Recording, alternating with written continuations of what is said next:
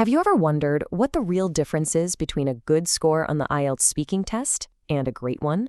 Well, it's not just about being fluent. It's about showing a level of command over the language that makes the examiner think, wow, okay, this person really knows their stuff. So many test takers get stuck at band 7. It's like hitting a brick wall, right? You can communicate pretty well, your grammar's mostly on point, but cracking into that top tier band 8 or 9, it just feels out of reach. If that sounds like you, then you are in the perfect place right now. Welcome to the Explainer by IELTS Guide, Phil, on YouTube.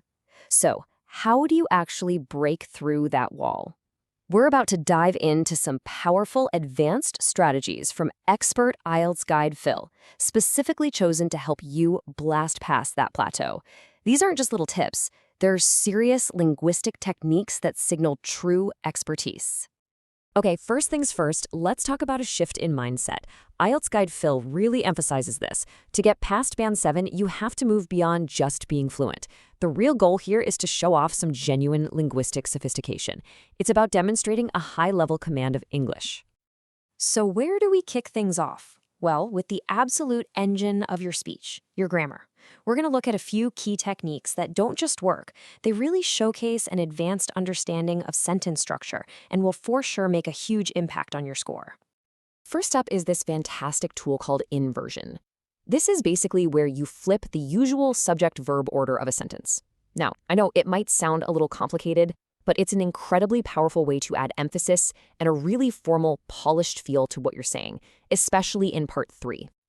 Let's see this in action, okay? So instead of saying, I have rarely encountered, you use the inverted form, rarely have I encountered. It just sounds so much more sophisticated. IELTS Guide Phil points out that this is an immediate signal to the examiner that you have a high level of grammatical control. Next up, let's talk about focus. Cleft sentences are just a brilliant way to put a spotlight on the most important part of your message. You're basically taking one sentence and splitting it into two parts, all to guide the listener's attention exactly where you want it to go. You know, this what cleft sentence is just so much more powerful than saying, I appreciate the peaceful environment in my hometown. It really adds that punch of emphasis, and as IELTS Guide Phil notes, it makes your response feel more coherent and impactful. Moving on to a skill that shows some real flexibility, complex conditionals. Being able to use third and mixed conditionals lets you talk about hypotheticals, regrets, and how they connect to the present. This right here is a true hallmark of an advanced speaker. This is a perfect example of a mixed conditional. You see how it links a hypothetical past, not taking the job, to a present reality? Using structures like this shows the examiner that you can handle complex ideas and you can express them with real thoughtful nuance.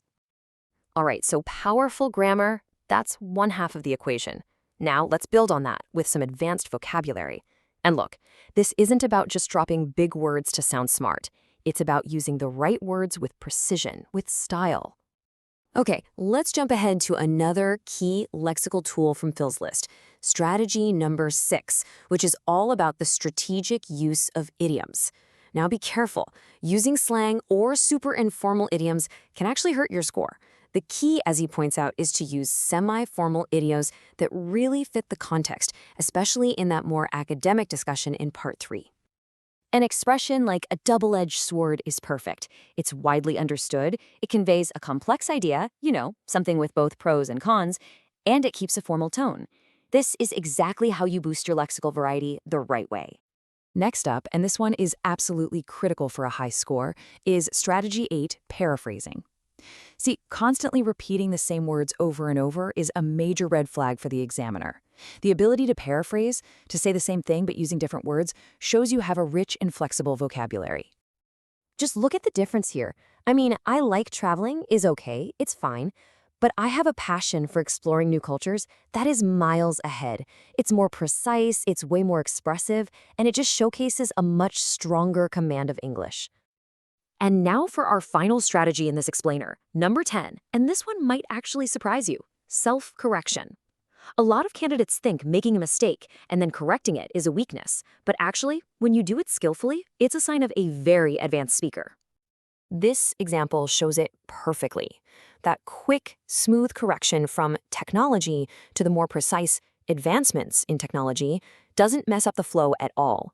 Instead, what it does is it shows the examiner you're actively monitoring your own language for accuracy and precision. And that is a very high-level skill. Okay, so we've got all these powerful tools in our toolbox, but the big question is, where and how do you actually use them in the test? Let's break down the practical side of this for each part of the speaking exam. So for part 1, where you're talking about familiar topics like your hobbies or your hometown, IELTS Guide Phil suggests using cleft sentences to really put a spotlight on your personal feelings. Think, what I enjoy most is... It's also a great place to weave in a few natural-sounding idioms to add a little personality. Part 3, though, that's where you can really shine. This is your big moment to pull out those advanced structures, like inversion and complex conditionals, when you're discussing more abstract ideas. And don't forget hedging, using phrases like "it seems that" or "it could be argued that" to show you can present a really thoughtful, balanced argument. So there you have it. The path from band 7 to band 8 and higher is actually pretty clear.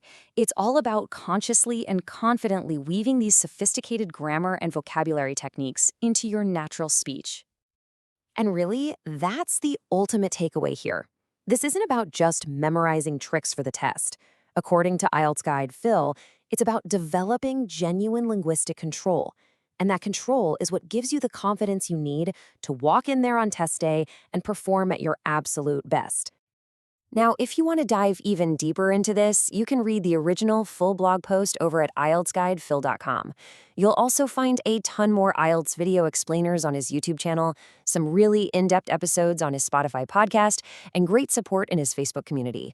Don't worry, we've put all the links in the description for you. And finally, if you're looking for that personalized feedback to really master these skills, IELTS Guide Phil does offer online writing and speaking coaching. If you want to learn more about that, just comment coaching below this video.